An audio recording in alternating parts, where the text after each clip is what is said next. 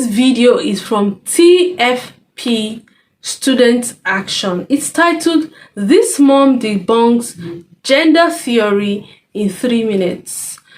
I think it is very sad. It is saddening to see that parents are crying out loud, to the society, to rules or to laws that that are enabling this act.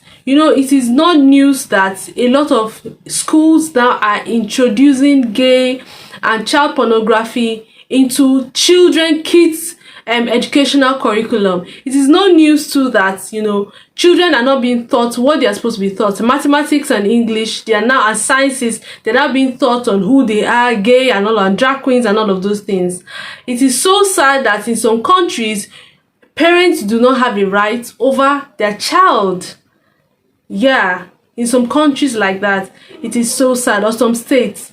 Anyway, today's video is quite interesting. This mom is coming out publicly and debunking. Imagine you sending your child to school and your mind is not at peace. You're changing your child's school, or you have to change your environment. It is so sad that the laws of the state or the country doesn't help you protect your child and doesn't give you a total right over your child. It is so sad. Now, this mom is debunking gender theory in 3 minutes. Before we get into the video, my name is Ogechi. If you're stopping by for the first time, hello. Do want to click on the red subscribe button, like this video, kindly share it, drop a comment what you think about it. Don't go anywhere without watching till the end, okay? Because I'll drop my thoughts and comments during the course of this video and after this video.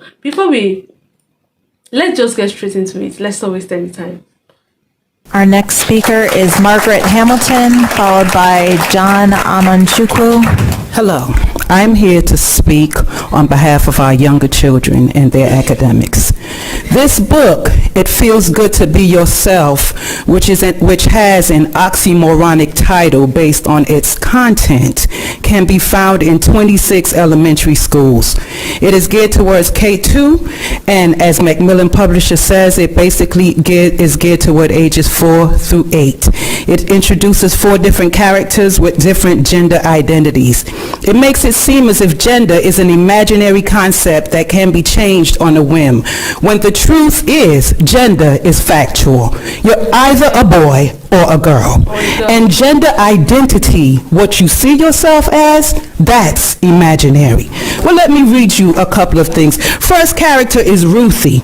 She's a transgender girl. That means when she was born, everyone thought she was a boy until she grew a little older, old enough to tell everyone that she's actually a girl.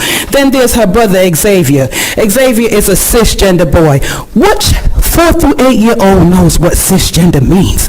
Can they spell cisgender? That means when Xavier was born. I mean, this is so wrong. Like, it's so wrong on every level. Now, she was saying that the book is aged between 4 and 8.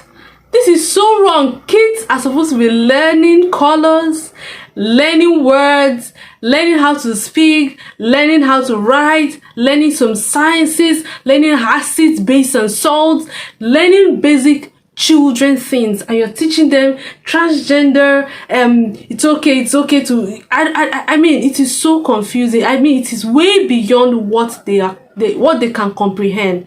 I mean, why do we? It is. Let's just continue. Was born, everyone thought he was a boy, and as he grew older, it turned out everyone was right. He was a boy. Then there's Alex, the friend. Alex is both a boy and a girl. Then there's JJ. JJ is neither a boy nor a girl. Ever since JJ was very little, they never felt exactly like a boy or girl. They just felt like themselves. This is JJ's gender identity. Some kids feel like girls. Some kids feel like boys. Some kids feel like a little bit of both.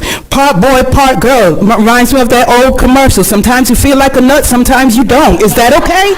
Some kids don't feel exactly like a boy or a girl. They feel like neither. Some kids feel that their gender identity isn't always the same. It's often changing. So now are we endorsing schizophrenia? What are we doing? Whether you feel like a boy or a girl or neither, if you describe yourself another way, that is your gender identity. When does this foolishness stop? When you shroud lunacy, insanity, or fallacy in colorful words and pictures to be read to young children, you have created an unsafe environment, since we're talking about safe environment, right? Where does it stop?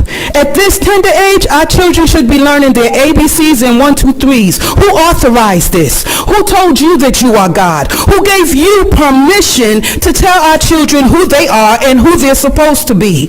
This is intentional and evil at its core. Get back to what you were elected to do and formally educate our children, not indoctrinate them with left-wing ideologies under the guise of providing a safe and welcoming space. Hear us clearly. We will not surrender our children. Leave our children alone.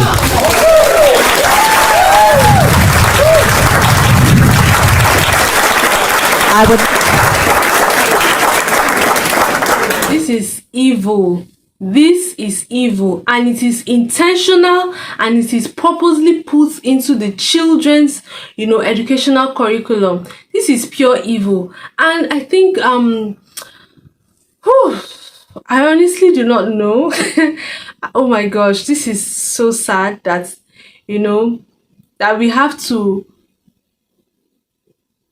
actually double check every school curriculum because yes, you can't surrender your child to this kind of these schools are meant the school environment is meant to protect and teach the children the right things. That's what the school is supposed to be. They're supposed to be learning their ABCs, learning their colors, learning basic science things, and they're here learning about how you're a girl and it's okay to feel like a boy, or you're a boy, it's okay to feel like a girl, or you can be a little bit of both, or you might be neither of them. Like, how does this concern? How does this affect a child's growth mentally? How does it affect their growth psychologically?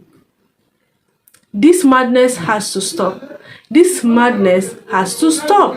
And she said it's in a lot of schools. It's in a lot of schools. This madness needs to stop. Our children need to be protected. I keep saying this in all my videos. Any video that concerns this, I keep saying it. Our kids need to be protected. And apart from the school doing their own duty, I think you as a parent, you have the primary and the main responsibility to protect your child from what he's learning, what he's seeing, and the people he talks to or she talks to. Is very important. Anyway, let me know your thoughts or your comments. What you think about this video. Are you a parent who is going through things like this in maybe your child's school, or you've gone through certain things like this? What do you think can be done? What do you think is the way forward? How can this madness actually stop? What do you think? How were you able to curb this and get this madness out of your child's mentality? How have you been able to raise mentally healthy children? I mean, what can be done? This is so sad. This is pure wickedness, and this is evil, and it's an intentional act. And as parents, you need to actually help stop this madness. Before I sign out or leave you guys, or step out of your faces or leave your faces, do well to like, share, subscribe, drop a comment, turn on the post notification bell, and I'll see you in my next episode. Bye bye.